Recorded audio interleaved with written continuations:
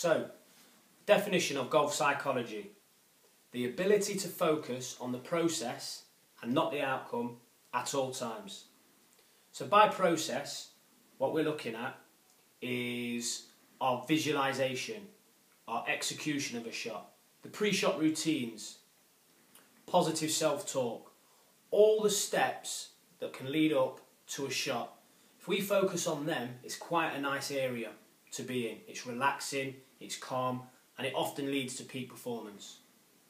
If our focus changes and we deviate away from the process and we start thinking about outcomes, like potentially getting picked for a team, getting our handicap down, or in most cases winning, this can add stress to our game.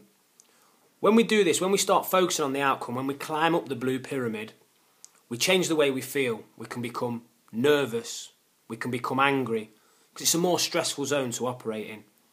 When we become nervous and angry, our physiology then changes. So our heart rate can pick up, we can become tense. Once this happens, our thinking can also change. We get what's called attentional narrowing.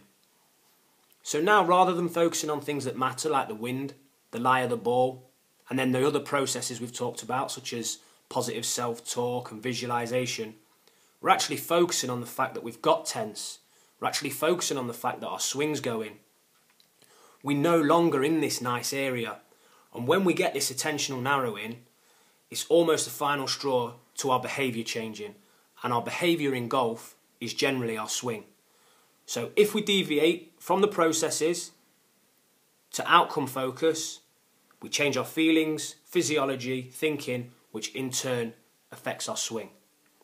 So to give you guys a practical example of how this happens, when we're focusing on outcomes, a lot of outcomes are external pressures.